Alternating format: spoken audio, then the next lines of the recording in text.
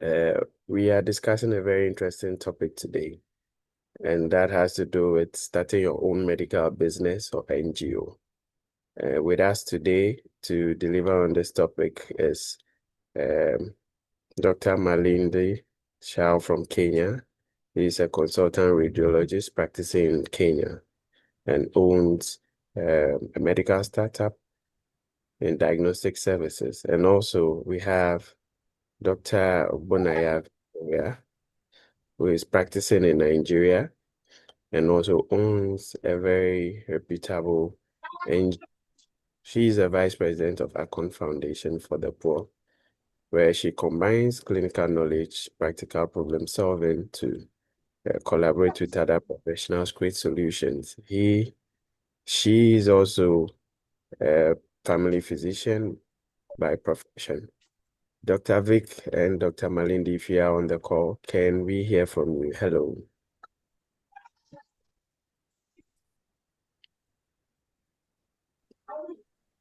Hello, thank you very much. Okay. Easy. Dr. Malinda from Kenya. It's good evening now. Thank Good evening, everyone. Thank you so much, Dr. Malinda. Dr. Ogbonnaya Chioma, are you with us, please? Good evening, everyone. This is Dr. Victoria Ogbonnaya from Nigeria. I'm trying to turn up my video camera. It's on, so I don't know why it's not showing. Okay.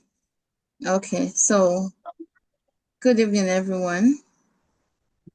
Hope you guys are doing well. Yes, we are doing well. We are doing well. Okay, so without much ado, we would like to say a brief prayer and then we'll start. Dr. Justice Osemide, if you could say a word of prayer for us, please.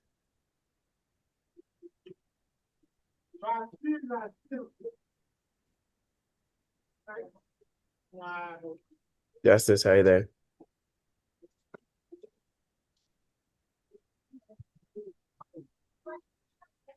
Justice, can you hear me? Your name be glorified. You are. Okay, so I'll just quickly step in for Justice. So, Father Lord, we thank you for this session. We are about to discuss things that concerns our future, our aspirations. We pray that, Lord, you guide our discussion, give us insight and understanding and inspiration to pursue our dreams and also to affect society. In Jesus' name we've prayed. Amen. So, Amen. to start with, I think I'll just want to begin with Dr. Effie. So, Dr. Effie, can you briefly tell us about yourself? Can you briefly tell us about yourself? Anything you want us to know about yourself? Thank you very much. Maybe I can just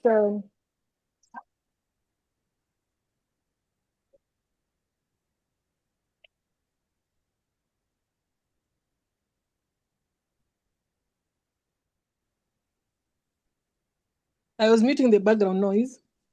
So thank you. Izzy, I am Dr. Malinda, a consultant radiologist in Kenya and working in government in Nairobi County in a public hospital level 4. I also have a private setup on the side, which is in Mathare. Mathare is one of the slums we have in Kenya, and that is where we placed it. It was founded in 2019, but then we have grown with time. We started initially like with the imaging center where we only had an ultrasound, but with time, because of the need of quality healthcare services which are not available in most of the areas, we decided to expand to a level 3B hospital where we have a bed capacity of roughly six bed capacity. Then the other side of me, I also sit in a board that is for Kenya Medical Association, SACCO, which is now for the financial part of empowering doctors financially. Then the other side, I'm just an ex. I also love politics, so sometimes I also spend some time in the political field. I hope we'll have an engageful moment for both of us, both parties, so that we can learn from each other. Thank you very much. Back to you. All right. Thank you very much, Dr. Malindi. Dr. Ogbonnaya, so if you could also tell us briefly about yourself and your NGO and what you do. Okay. Good evening, everyone. All right. So, thank you, Dr. Israel. So, as we all know, I'm Dr. Ogbonnaya Chioma Victoria. I'm from Nigeria, and I'm working currently in Abuja as a family physician, a registrar, family physician. So, also, because of the passion I had while I was in school, but I couldn't at that time open an NGO or create an NGO at that time because of how the workload is. So I waited until I graduated. That was around 2000. After my internship, that was around 2021. That was when Acorn Foundation was based. Although we have affiliates in other countries, but there is none in Nigeria. So we created a niche here in Nigeria so as to fill in the gap. And then I had to collaborate with a non-medical person that will always, have the time to run the NGO, him being the president while I'm the vice president. So together we founded the Acorn Foundation Nigeria, Acorn Foundation for the Poor Nigeria branch. But our headquarters is in Uyo because that's where he's resident in. So apart from the foundation, I also do online business, general merchandise. Yeah, so general merchandise, I sell shoes, clothes, whatever you can think of. So far, it's not a human part. So far, it's not a human. I have contacts for everything. Yeah. So I hope we have as my colleague said, as my chief said rather, I hope we have an engageful evening. Thank you so much. All right, thank you so much. So the parts where you said so long as no human parts. Anyway, so we want to get right into it. We know when it comes to starting a medical related business, there are some legal requirements as to how you register your business.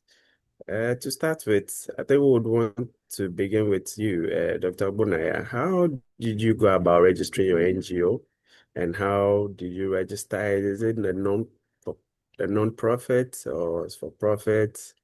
What are the requirements if I want to start an NGO? All right, thank you so much for that question. So, all right, so most people have this knowledge about an NGO being a looting ground where you can just make money for yourself. It's not usually like that because you have to think wide why you want to start an NGO. It's a non-governmental organization, as we all know. And most of the time, your money goes into it, friends and family and other extended families. So it's not something that you make much profit from. You're giving back to the community. So you have to think hard whether to start your own business or to do a non-governmental organization. So I had the thought back in medical school, but I didn't have the time. I didn't have the finances. I didn't have a strong collaboration, a strong person to help me figure it out. So not until I graduated, I had somebody that had the same zeal that I had. They had some like more or like God put into his mind to bring out what I have dreamt earlier on. So we collaborated together when I told him about my vision and what I wanted to, give back to the society. Although at that time he was not actually balanced, but later on he got contacts abroad because our headquarters is in the USA with affiliate countries all over the world. So we got in contact with Akon Foundation USA and told them how we wanted to start a branch here in Nigeria because we found out that there is nothing like that here in Nigeria. Okay. So with his contact, because he had a friend that stays abroad that pitched him about Akon Foundation. So we now collaborated together to make that happen. So our aim of the foundation was basically to help the less privileged, to the privileged children, less privileged children, and then those that are to embark on primary schools health sensitization. So the main thing that we did was to get a name. Now, since we have a name, is a name that is known already, both internationally and locally. So we had to make do of that one. So we had to make do of that name. Since it's a name, there was the zeal was there, the name was there. So we now have to make it official. So we had to go to this, we have to get that name. We made available about 3 to 4 names that we presented to CAC. That's the governing body that makes your foundation official. So we presented that name and they finally took, after much back and forth, they took that name. And then we also provided board of members. So we met 1 or 2 people that we told our vision to. We told them that there's no money in this thing, no, there is an NGO. So if you're coming with the idea of you making a lot of money, I'm so sorry to bust your bubble, there's no money here. So most of them left, most of them still stayed back. So we have about 4 to 5 board of members, that we incorporated into the CAC certificate. So after like 30 days we paid. Of course, you pay for the CAC certificate.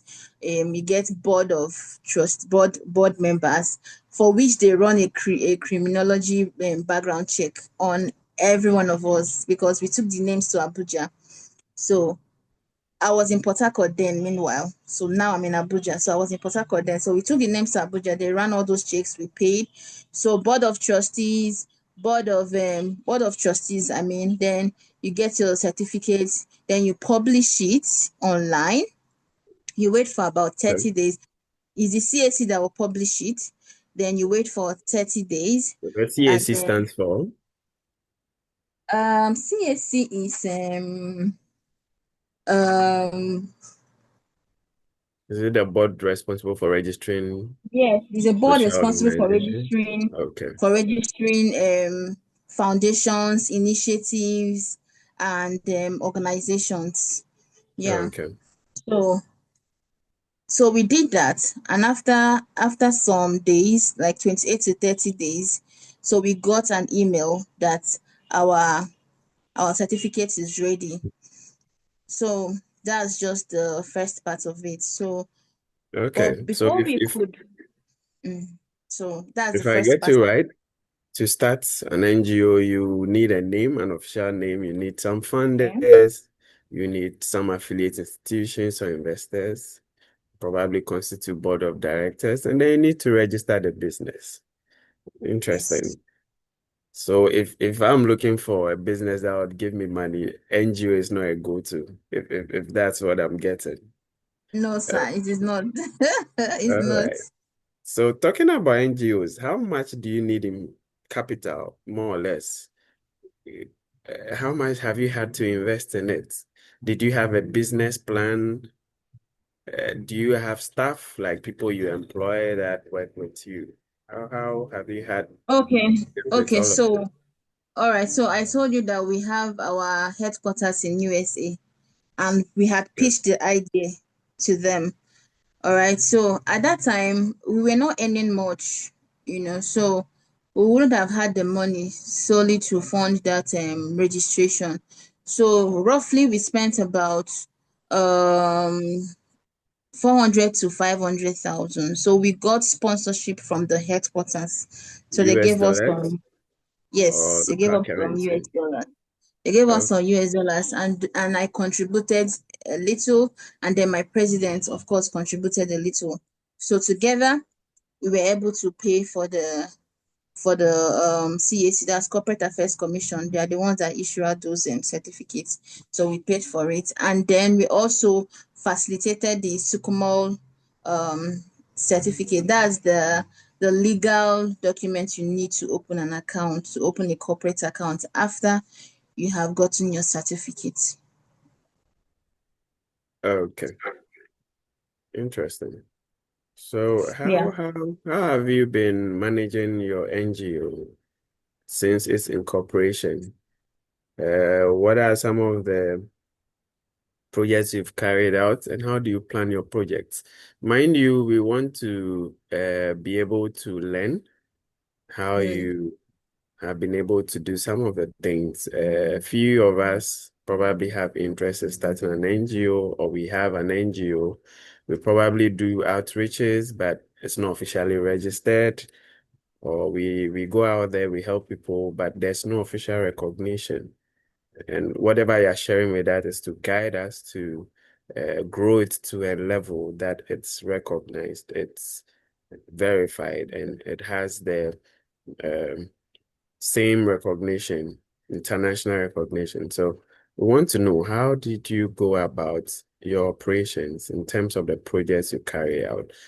Does funding always have to come from outside, or funding is provided internally? And your projects, are they entirely Mm. fund, like Okay. they don't generate funds at all? Not at all. Okay, so most of the fund we got, we also giving about 90% into the outreach. So the first outreach, so you can go on Facebook and type in Acorn Foundation for the Poor, and you will see all the outreaches we have done. So majorly, we haven't carried out an elaborate medical outreach. We focused on, the little we can do. You have to start from somewhere to gain Okay. visibility before you now, before you now, you know, do something big. So because of the funding, we do contributions. So after you got established, you have board member dues. So board members have a particular due that they will pay per month, and then members also have Okay. a particular amount they will pay per month. So the board members are like four, and then the other members are like four as well. So in total, eight. So we paid a particular amount based on the agreement monthly. So with that, and then with the contribution. So, but before we go for an outreach, so the ones that we have done, we carried it out in a primary school, secondary and primary school in Akwa Ibom, Uyo. So that was where we started from. We wanted to, create awareness first before we go bigger. So we started by, you know, going there. But before then, we have already done a kind of proposal of what is going to be like how much we're going to spend on that outreach. It's still an outreach. Okay, Okay. so we have already made a proposal on how much we are going to spend. We have already printed out letters. We have already sent out these letters to friends and family and extended family. Okay, so we had I think that time we had a total of 500,000 to start with. So And then we started More or from the less? headquarters. We started from the headquarters that I say is in Okay. Akwa Ibom. Yes, so that's where we started the outreach in a primary school. And then we bought uniforms for some bright students that their uniforms are bad. We purchased exercise books, pencils. We gave some stipends to the knowledgeable students that they are not well to do. So that was where we started. And then it was all captured. And after that, sometimes we also go to orphanage homes where we want to celebrate the International Day of the Girl Child or International Day of the Boy Child. So we just within ourselves, we raise up something, buy a little thing, and go to the orphanage home, and then we present those things to them, snap pictures. So more or less we have done like 4 outreaches to schools. We have also reached out to some orphanage homes in Akwa Ibom State. Yeah, so those are the things that we have done for now. Interesting. Thank you so much for sharing those essentials with us. I quickly want Okay. to get to Dr. Ify. Dr. Ify, please, are you with us? So you have had the chance to start some diagnostic facility. What are the legal requirements and registration processes to start a medical Thank related you. business as Thank you such? very much. Thank you very much, Easy. And I'm actually happy. I'm even learning from Daktari because I've been having a desire to have an NGO. So I think mine was being a limited company is more of we don't have the board of directors like like for NGO that you have to have numbers. So Okay. in my country, all is needed is you are supposed to register with the council. That is now where your work will be, and then now Okay. after register with the council, now you go and register. There are two boards because being a hospital, it means you are seeing patients, you are giving them medicine, and you're also Okay. investigating them in terms of laboratory, and also imaging. Okay. So you have to register with after doing the council thing, you have to go to the board. Okay. So before you go to the board to register the hospital itself, you'll have to have registered with the pharmacy so that now they can give you a small pharmacy license for dispensing drugs when you need them at the hospital. And then also Okay. another license from the laboratory so that now you can have some few investigation equipments. And then now the last one, when it comes to imaging, like if you have like something like an X-ray, then the radiation board has to come and give you an approval that your X-ray is how it should be in terms of the walls, so that you avoid radiating anyone around it and all the labelings. So those are like around 5 licenses which are needed. Okay. Yes, yes. So, uh, I think in Ghana here, what I know is you're able to go through the company registration and also the business registration with a health facility regulatory body. But it's quite interesting that you have to register with each department that you would have to run another clinic, and that's quite revealing. I'm sure that may apply to other countries that we have our audience from. But one thing else intrigues me. How do you go about funding and finance? Such a startup may be quite demanding in terms of capital. Do you need to have donors? Do you need to have investors prior? Or there are things that you can start by your own? And how did you start it if you had to start all by your own? What was your approach? Could you share some practical ideas with us?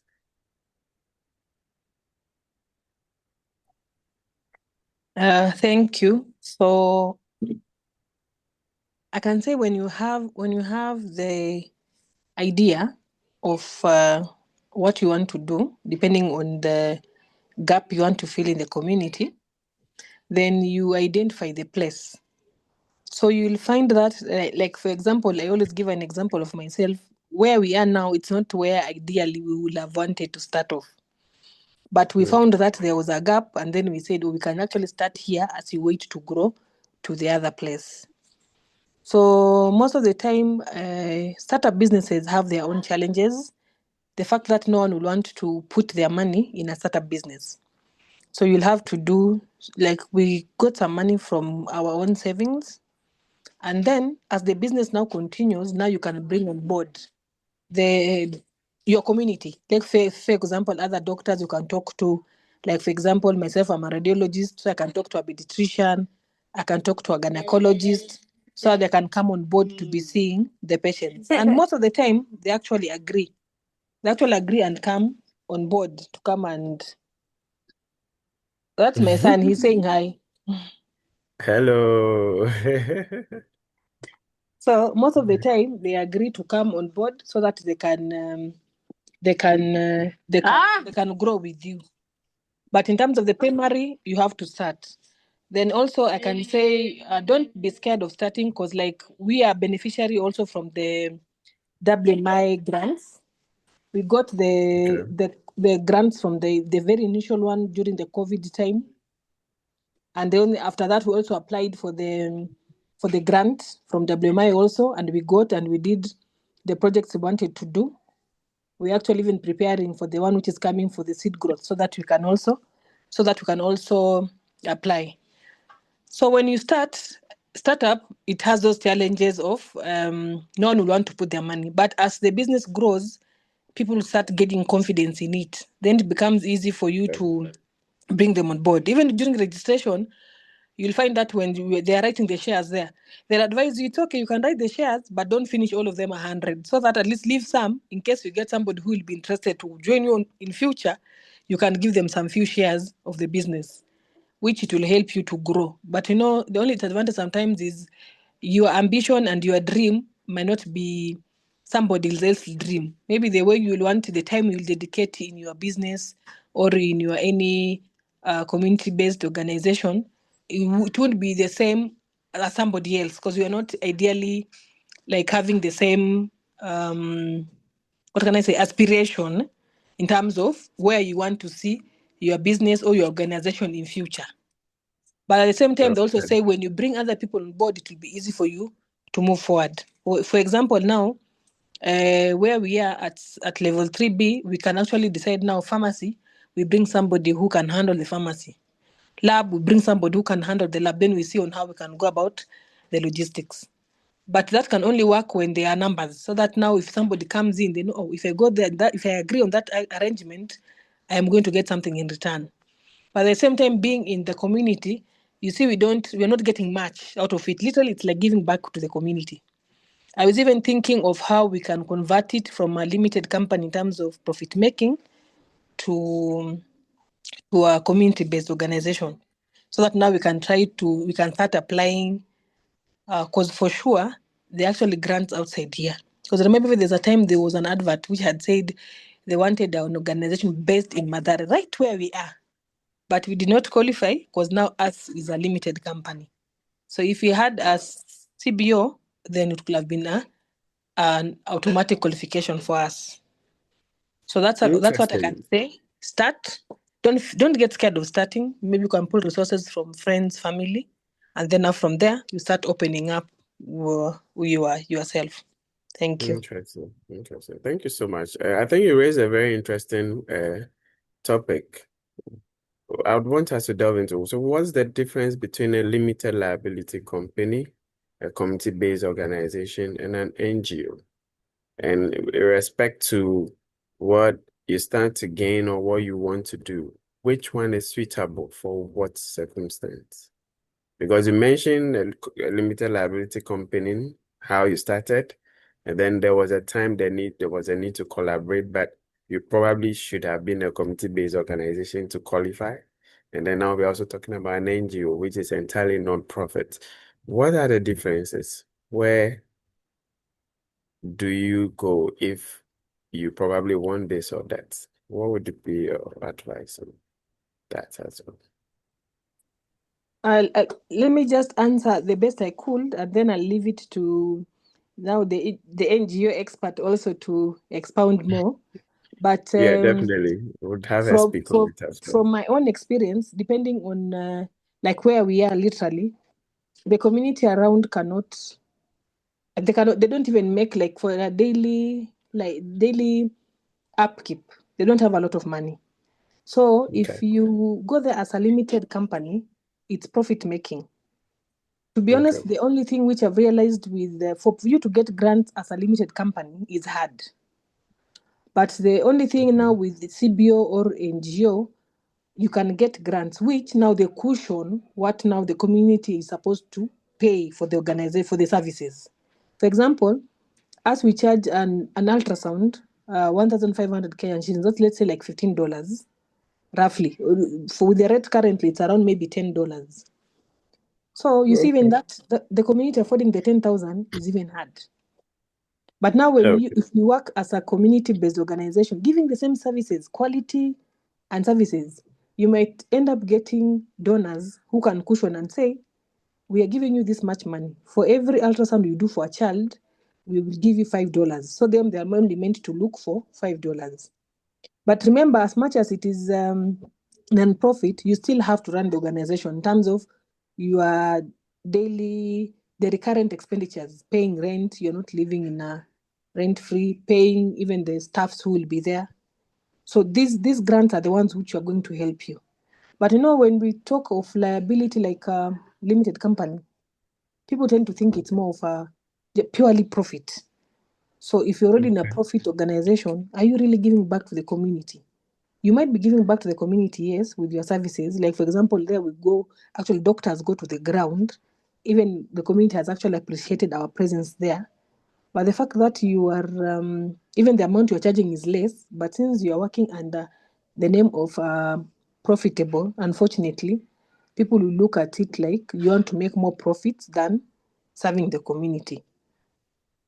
I think that is what I have experienced, and that's why I'm actually thinking of how I can transform the same facility into more of a CBO. Yes, thank you. Oh, I can hand over thank to you so Daktari to much. do the other part. Yeah. So, Dr. Ogbonnaya, a quick one. Could you also give us some insight as to an NGO and CBO? What's really the difference? Can an NGO as yours run medical outreaches, for instance, assuming it was part of your mission, can an NGO like yours run medical outreaches and charge people, even though it's registered as a non-profit organization? Or it solely has to be free because it's an NGO? Or it's only a CBO that can operate in that manner? Because I think we'll need some guidance as to how to go about our business registrations and which is fit for what. If you could throw some more light.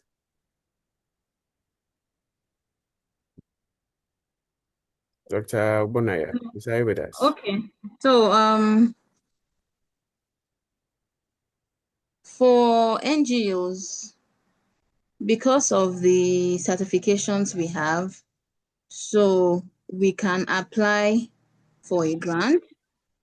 We can apply for a grant. There are some grants that we applied for, and we did not get it though. But you have the opportunity to apply for a grant because of the Corporate Affairs Commission certifications that you have.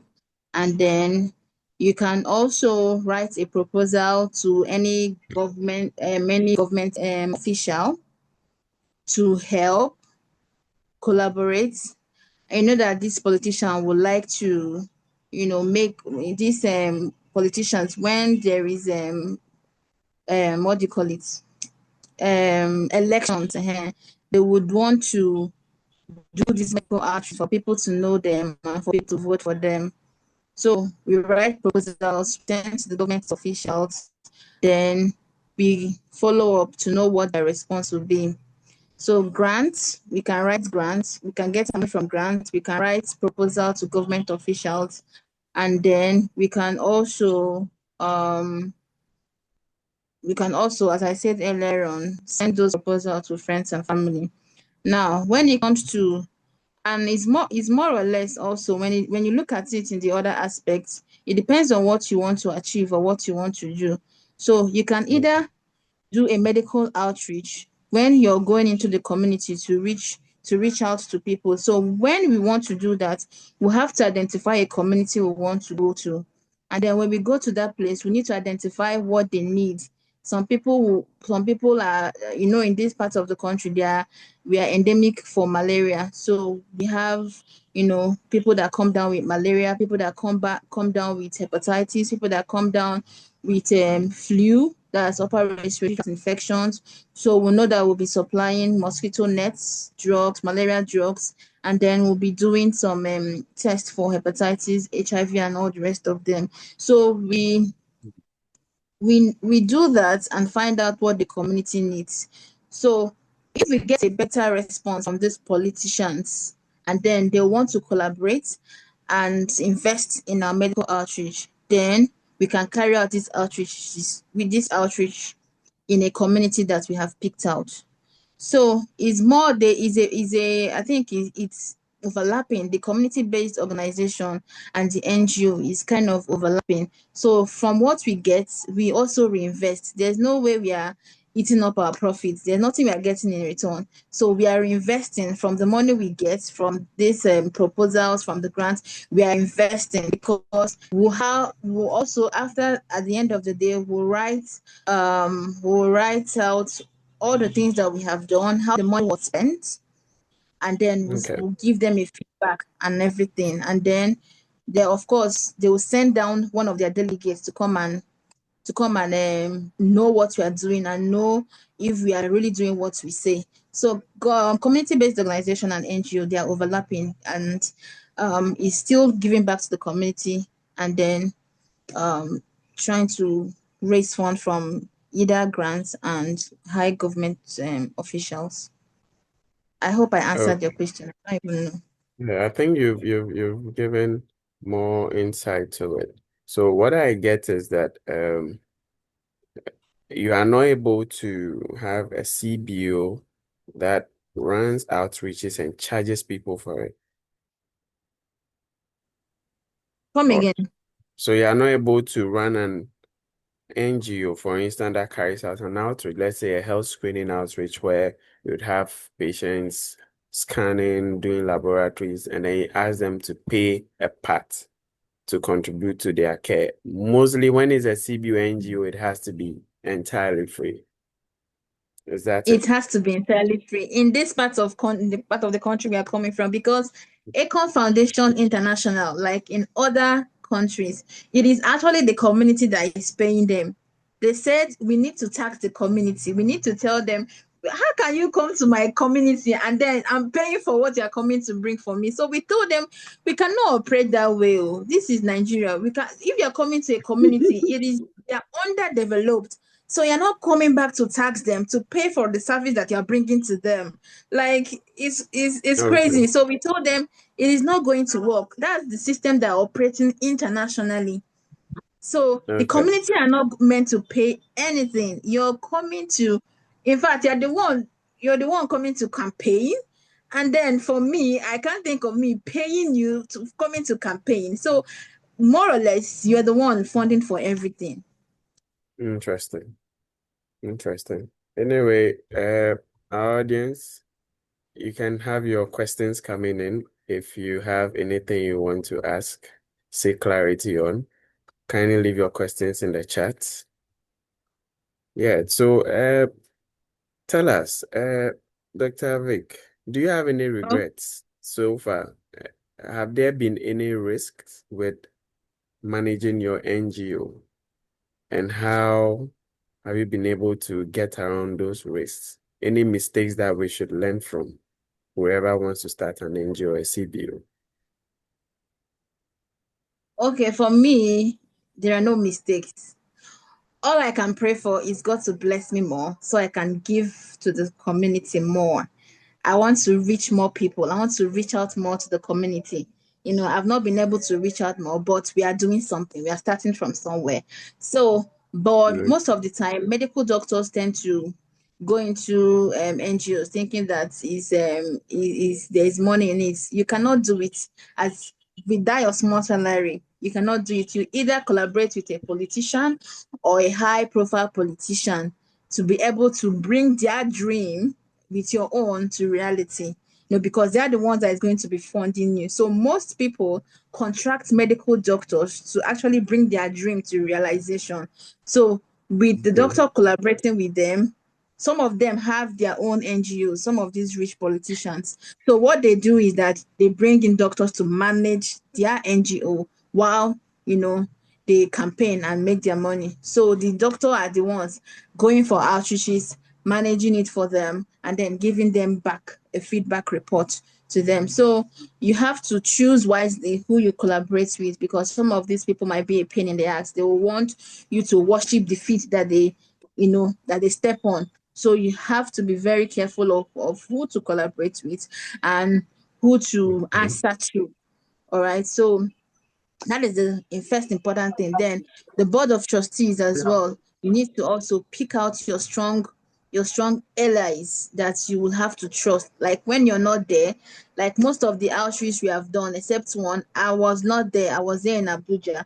So my president and other board of members were in Akwa Ibom. So they were the ones that did all the things. So I sent them all the funds I got from my own people that sent the money. Of course, we have an account, so all the money they are going to the account, and I'm sending receipts to the president. So they are the ones that organize the International Girl of the Boy Child. They're the one that organize the International Girl of the Girl Child. I had a strong ally there that helped me see through these processes. And then there was transparency when it comes to disbursing of funds. After every transaction, they are going to break it down, write down. There's a group where the board of directors are. They'll write down all the things that they have spent, all the money realized, all the things spent, and the ones that are remaining. Everything are all there. So because there is transparency when it comes to what we are doing. So you have to be very sensitive about who you bring into that board of trustees. That's why they call it board of trustees, right? So you have to be very careful. Thank you very much, Dr. Vic. Dr. Effie, a quick one. Your business on the other side had to deal with more of profit making. And so I would want to know, how do you manage your risks? Have you had to deal with any risks, financial risks in your business? And how did you go around it? Are there any mistakes that you made that you would want young upcoming entrepreneurs to avoid? Thank you. Thank you very much. Yeah.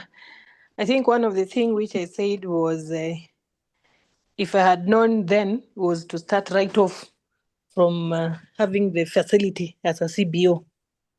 Okay. Because now I've noticed that there are more privileges outside here when you are as a community based.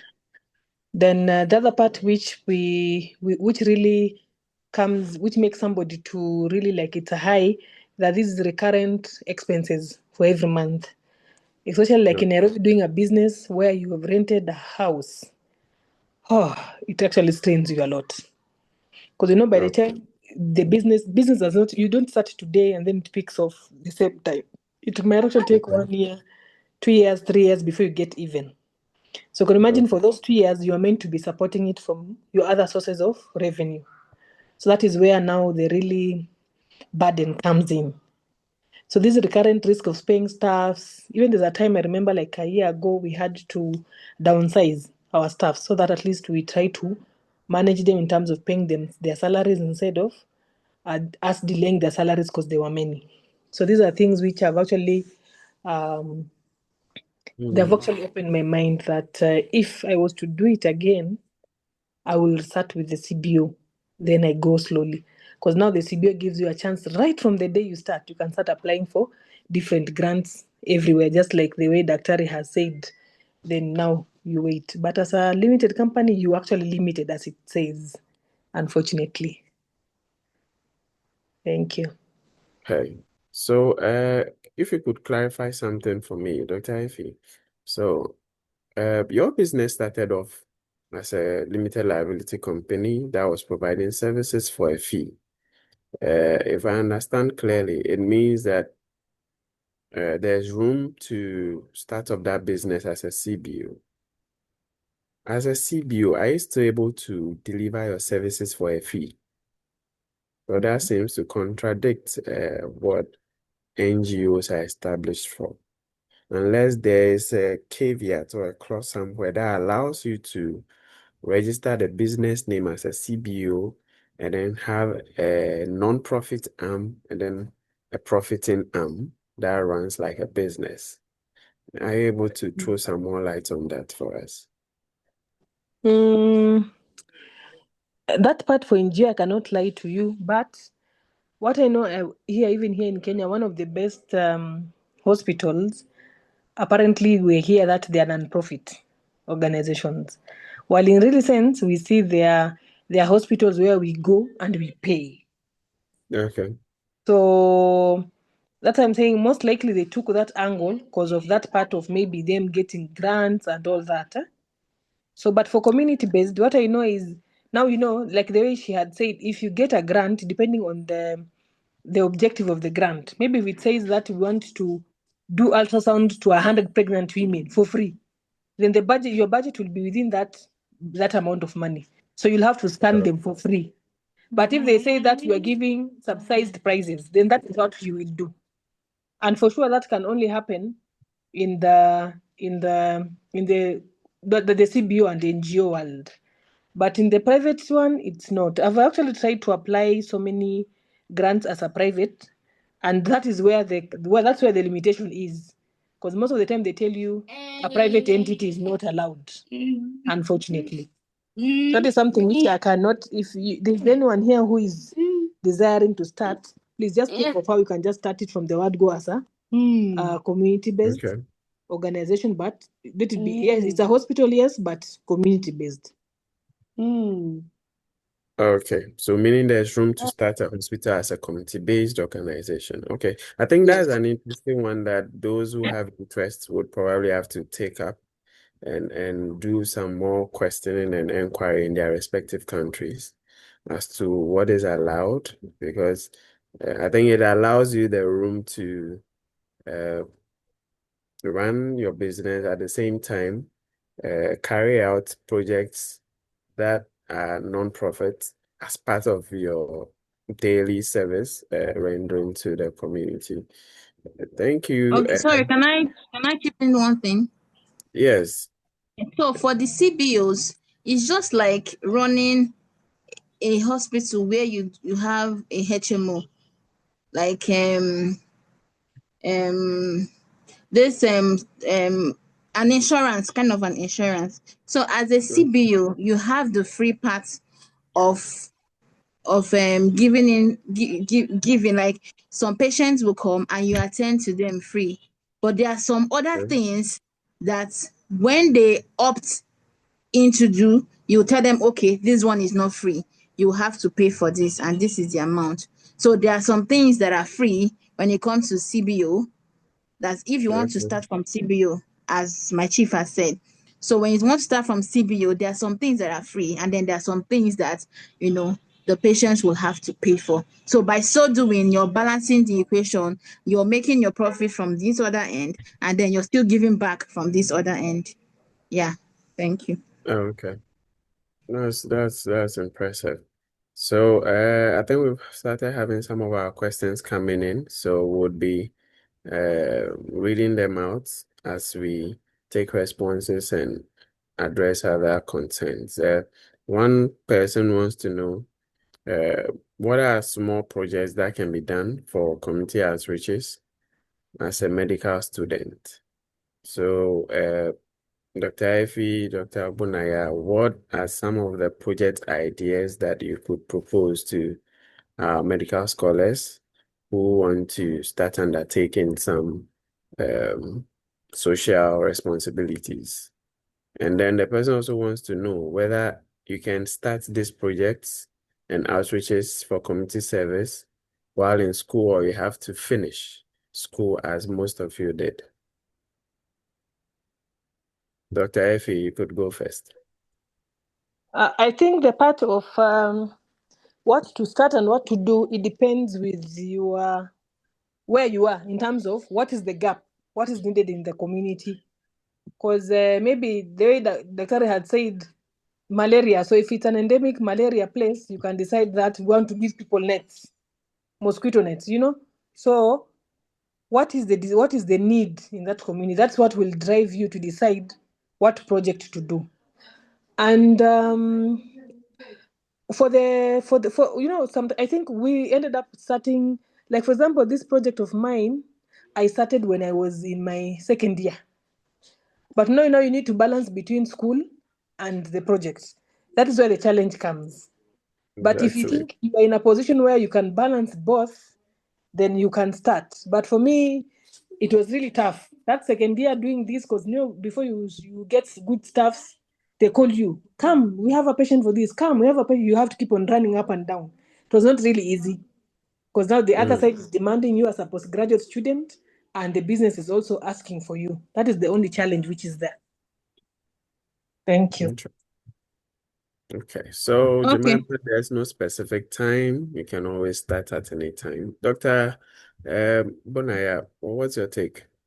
Okay, so for small projects you can embark on, you know that we have more teenagers now that are not aware of what they can do when they start seeing that period. So you can start by creating an awareness to go to this secondary school to do more like community health screening and targeted awareness campaigns. And then you can share sanitary pads, give them health talk about how the safe hygiene practices on how to carry on themselves as women, and when this thing starts, when to expect it, how to expect it, what to do, what to use. And so you can collaborate with some of your colleagues so that you people can at least share. At least it's not everyone that is going to get the pad, but start from the awareness first, then maybe when next you're making your appearance, then you can share something. So start from where you are. Teenagers are everywhere, so you can go to secondary school to do this talk. And then also in a community too, you can also start from creating an awareness. Like hypertension is more or like the highest medical illness we have, so you can start by giving health talk on hypertension. And then from there, you start making your appearances in this community and they will start knowing you. And then from there, if you has money, you can now go further in purchasing other items you want to share. Thank you. All right. Thank you. Thank you so much. So someone also wants to know if or how do you identify trusted allies that you collaborate with? How do you identify them? Do you just look at them by the positions they occupy, the fact that they can help you, or there are certain things you want to look out for? Dr. Vic. Okay, so most of the time will tell. Time will reveal people's behavior and character. So most of the people that we started with, when they saw that money was not coming in, because they actually made a comment that if our international international body, the headquarters, if they're not sending money to us, they don't think that they can continue with us. So such derogatory Wow. statements will open your eyes to the people you're working with. Those small red flags here and there, the statement they make, the zeal, do you people have mutual benefits of what you want to achieve? So first of all, there has to be mutual benefits. Is it the same shared values that we have? The values has to align, the benefit has to align in all that you are doing. And then whatever that the person has set out to achieve over time, based on his in his profession, has he achieved it? Is there consistency in what he does as a human being, not even based on what you people share based on the organization? So these are the things that you will know over time. People, behaviors and characters will reveal themselves when you go into conversations with them. Okay, so sometimes you also have to create meetings where everybody will air their view so that you know what the other person is thinking, and then you take note of Yeah. it. So as much as possible, try and make out time for meetings so that people can, say what they want to say, and then from there you pick out the people that you want to work with. Thank you. Okay, thank you so much. Someone also says we are in a technological era. What's the role of AI? Is there any business idea or startup that anyone could venture into in terms of AI, or how do you use AI in our There's a lot. business? There's a Yes. whole Mm, lot of things you yes. can do with AI. Share some with us. Can you? Okay, Oh, is it sorry. me? Mm-hmm. Chief, you Oh, can sorry. go on. Yeah, I'm actually supporting. In fact, I'm the one who has said this era of technology, we should think of how we can go, go with the technology because now it's inevitable. Like, for example, now there is telemedicine, which is happening everywhere. We know our numbers in all the countries, our numbers are less, and the community, the citizens in any country, they are more. So Yeah. you can imagine, even you as a student, you are saying you're a student, you've learned something maybe about malaria. You can literally use your social media platform, you can use your telemedicine platform to educate the community. Either you do use it during gatherings, like on Sunday, like even today in our church, we've been told there'll be an AI session where people will be taught about how to use. You see, even the church is actually embracing, and it wants to keep its members to be as per according to the way the technology is moving. Thank you. Back to you, Doc. Dr. Vic, let's hear from Okay, you. yeah. Yeah, to elaborate more on what my chief said, yes, you can create an app where people can tell you when people can consult you. And then Okay. there's this thing I've learned that free things are not valued. So as a doctor, you have a lot of people who come into your DM and say, "Oh, doc, please, oh, my son is having this, having that. What can I do?" Friends and family say, "Now I have a consultation fee, I have a card, and then before I answer your question, I will send you my consultation fee."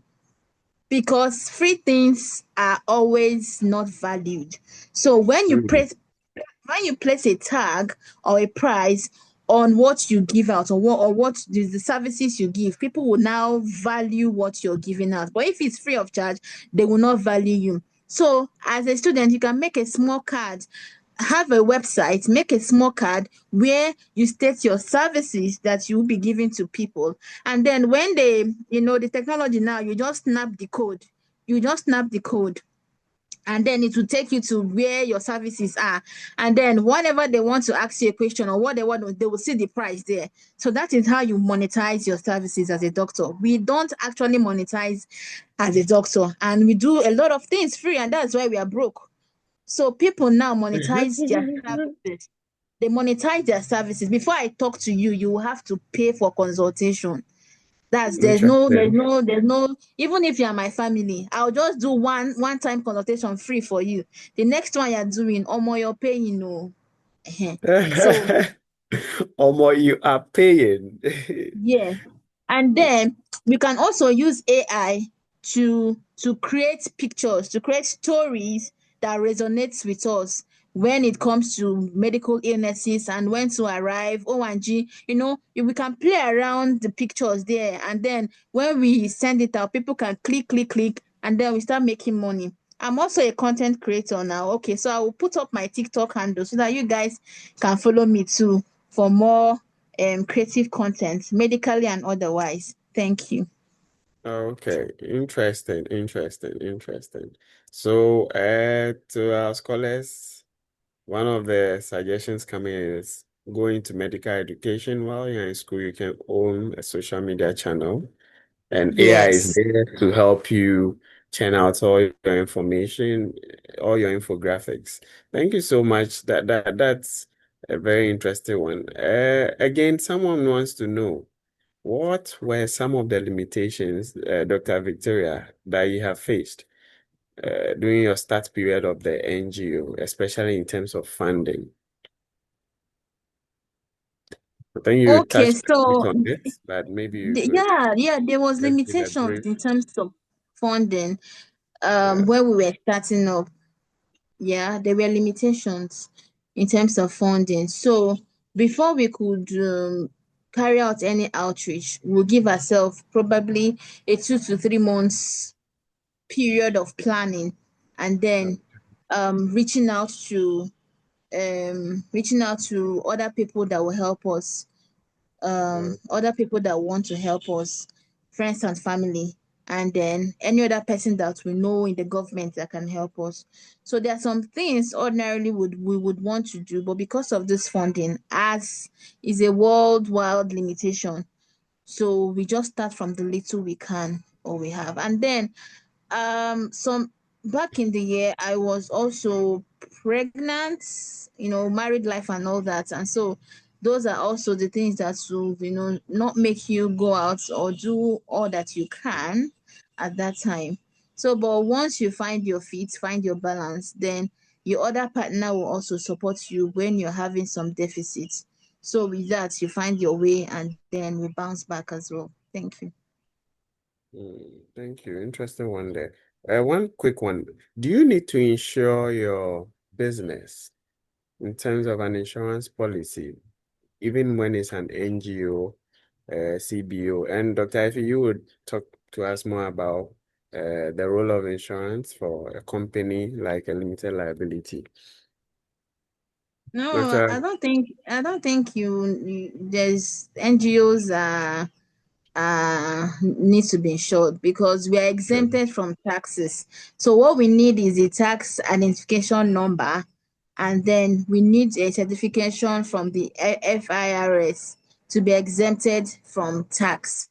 So, and then yearly, we give a yearly report of all the things that we have achieved in that year and then send it online. By so doing, there is compliances, there is also continuity in what we are doing.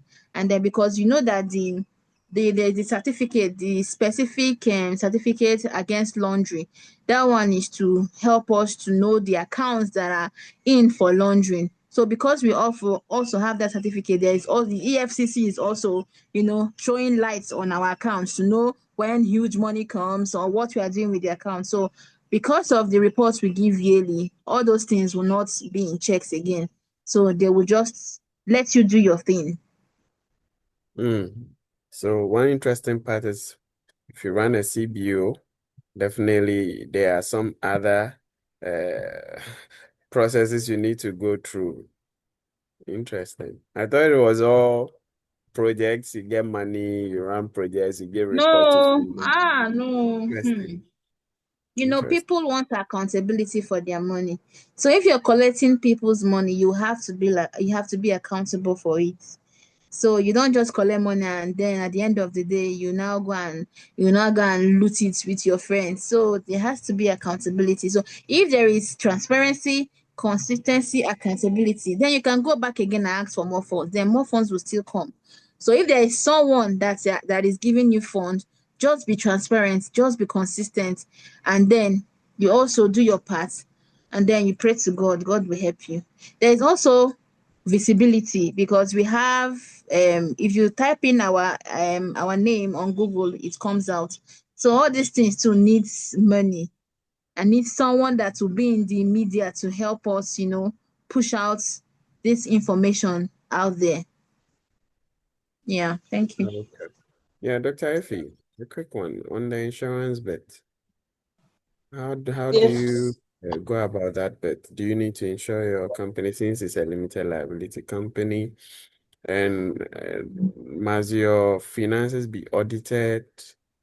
How do you handle those compliance issues if you are running a Uh, company? Is that auditing in terms of record keeping is that one cuts across. Because now, yes, you have to make sure that you file returns, because now it's a limited company. You have to file returns annually so that you can be up to date. Then for the insurances, yes, it's good for us. We do register. We do take insurance, especially for the, like the machines which you put. They are expensive machines. So when you insure them, it's safer for you, so that in case of an eventuality, at least you know that you'll be cushioned by the insurance. So it's always Okay. advisable. Of course, not most of the time people don't do it, but it's always advisable that you do it. Yeah. Okay. So you don't only insure the company, you also insure the facilities, the equipment you have in the facility. Yes. Yes, you do. Because most of the time, even like us, we are dealing with clients like every day. You never know what can happen. Something can happen, and even a patient can sue you. Even as we speak now, I'm sure even in different countries, even in your country, people are more aware. In fact, people are going the angle of suing doctors rather than them being our friends. Because now they have realized that there's a gap there. So these lawyers outside here, they keep finding a little small gap, and then they sue us. So when you insure it, you are safe. In case of an eventuality, the insurance will help you. It will cover for you for some extent. Okay. So the last one for the day. If I'm starting a medical related business, what should I do in my first month to a year? And what shouldn't I do? What should I do and what shouldn't I do? I think in the first year you should spend time to reading books, to Googling those that are in the business, to asking questions, to going to do survey, to acquiring knowledge, equipping yourself, meeting people, telling them what you want to do. Is more or less acquiring knowledge first before you launch in. That Okay. is the first thing you need to do. If you want to do a business, be grounded in what you're doing. Then when you launch out big, and there will be no fumbles. Thank you. Hmm. Thank you. That was pretty straightforward.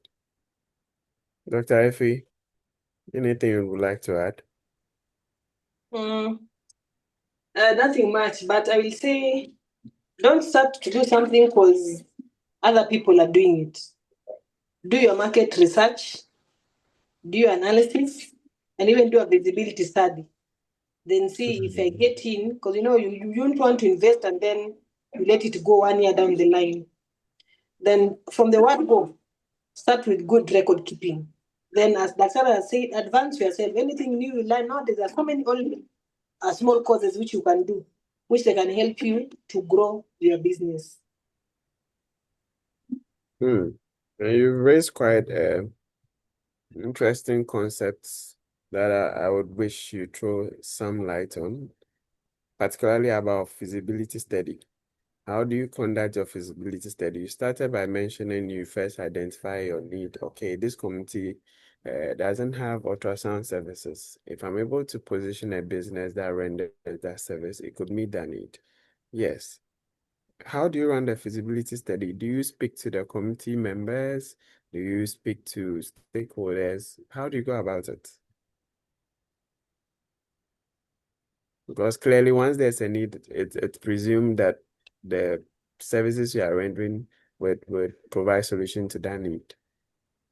So how do you go Yeah, about your feasibility you speak study you, again? you speak to the community. Like you see, for example, if you want to open a morgue somewhere, and of course, we don't have a good morgue. Like nowadays, they say a morgue is a business which you can do, which there are no debts. People pay their money, services as they are served. Before you do anything, you have to go to the ground and talk to the people. Where you're going to put it, talk to them. In fact, they'll even tell you, yes, we need this. In fact, we've been waiting for it. We need this source of water. We don't have water. We go to get water, some meters away from here. So if you put it here, yes, that will be a very good solution for the homesteads around, you see. So when you talk to them, they'll give you what are their main. In fact, they'll even prioritize for you. Maybe when you go, you want to build a hospital. Then they'll tell you, no, we need a Okay. school.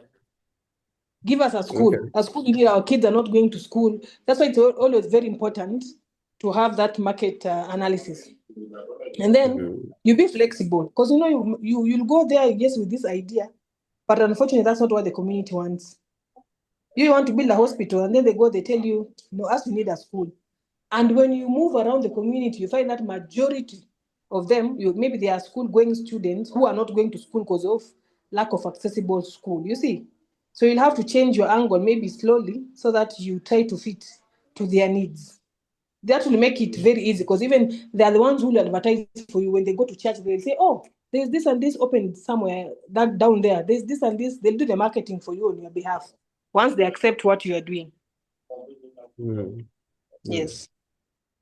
Okay, interesting one. I think there's a lot more to discuss on this topic, but unfortunately, we may not be able to cover everything today.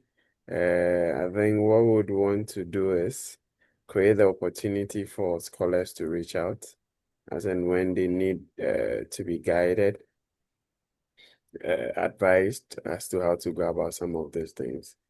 And I'll be grateful if you would make your contacts available, and then we could share with them so that people can reach out as and when they have some details as to what they want to do and how to go about it. It's been an amazing session. Thank you so much, Dr. Malindi. Thank you so much, Dr. Ogbonnaya. We spent almost an hour and a half on this meeting, if I'm not mistaken. If there are no other questions, we'll probably be bringing today's session to a close. But just to recap what we've discussed today, we've spoken about starting an NGO and a medical related business. If you want to start an NGO, it should always be based on a quest to give back to society because it's not profitable. Most likely you will be investing in your early years. And so you need to get a name funders, affiliate institution, board of governors, and make sure you do the necessary registrations. All right. And you have to start small. Your mission, vision may be big, but you have to start from somewhere and keep good records and documentaries because that's how you apply for grants and that's how you win grants. And when you want to start a medically related business, that's not necessarily a CBO. Again, always make sure you go to your registrations. But more importantly, funding. Reach out to colleagues, save something yourself. And as for us who belong to this fraternity, WMI is always there to give you some cushioning, some seed grants, some growth grants, and you can always ride on that to cushion your startup. Thank you so much, everyone, and it's been an amazing time. I would want to call for a close if there are no other questions. Dr. Isaac, is there anything you would want to share with the team? No, not sure I have any other um thing to say. Just to thank our speakers for this yet amazing session with us. I think Effie's hand is up, so maybe once she's done, I'll come in. Okay, Effie. I'm just saying, I hope you guys are coming for the DBC so that we see each other there. Welcome to Kenya. Sure.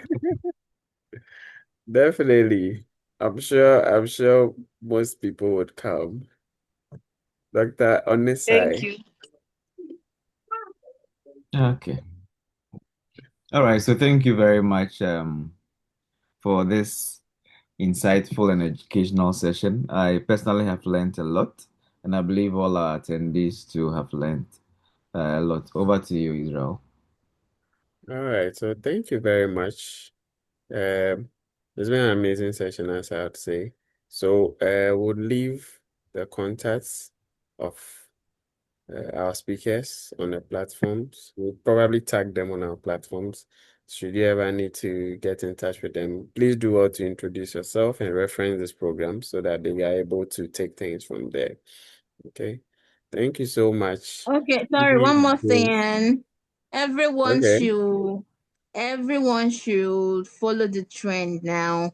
Social media is going viral. So we should be Okay. more visible. We should be able to talk about what we should monetize this doctor where we did do. We should be more monetizing our services. We are not monetizing it. We should make our what do you call it? Our card. Do your card. So when Okay. people they ask you question, you go send them consultation fee. And by on side, make you get maybe you have your box where you can be able to run some family services. Like some families will need a home service doctor. You can just run all those things. Give them your card. Whenever they need your services, they can call on you. You come and put on your drip, take their blood for samples, and they pay you some cool cash. A doctor is a doctor, whether you dey learn am or whether you dey internship or whether you don't come out. You ask questions. You be doctor. So you got chest out. Thank you so much. Thank you so much, Dr. Ogbonnaya. Thank you so much. Thank you so much. I think most people will be in business very soon. Thanks for that inspiration. Okay, without much ado, I'd like to bring today's session to a close. It's been an awesome time. Until we meet again, it's bye for now.